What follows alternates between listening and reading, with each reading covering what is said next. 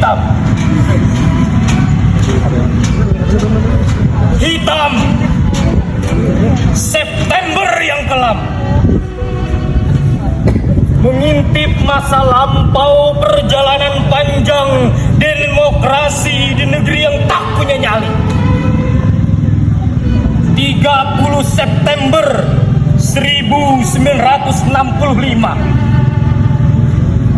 jasad yang bersemayam di lubang buaya pahlawan revolusi gugur hanya perlu seperempat hari bercecer darah mengalir di tanah kering, membela tanah air atas kejamnya para pengkhianat bangsa. September 1984, tulisan kritis yang terpampang bermula sebuah peristiwa.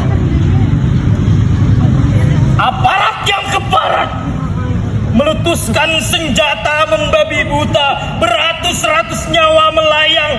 Tanjung Priok tak akan pernah hilang sebagai tempat penyiksaan dan pembungkaman. September 1999, banyak peristiwa yang terjadi di beberapa titik di Indonesia. Nyawa kembali melayang. Rakyat tak ada harganya di tanah kelahirannya. Tertikam, tertusuk, dikejar, berlari. Dar! Suara tembakan kembali terjadi, tertelungkup ia tanpa napas pada dirinya.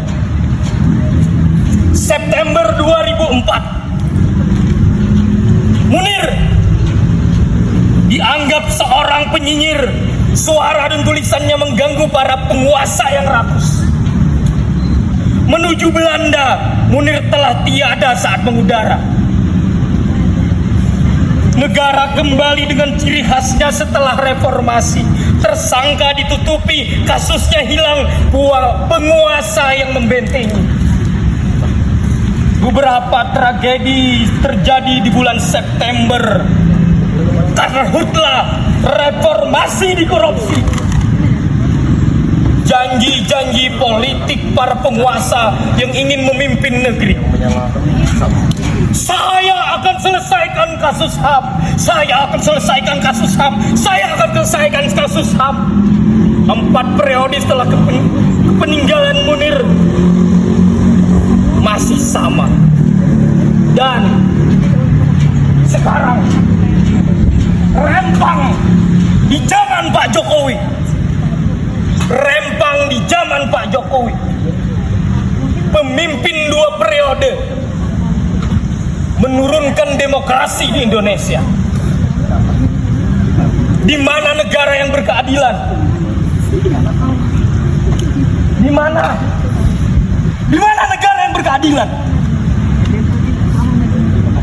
Hidup dari zaman nenek moyang, turun temurun memakan hasil dari tanah kelahiran, mau dirampas dengan cara biadab, diusir dari tempat tinggalnya. Jika hari ini kita masih punya hati, pemuda-pemudi yang hadir malam ini, jangan diam melihat ketidakadilan. Wiji Tukul pernah berkata, hanya ada satu kata, lawan. Terima kasih.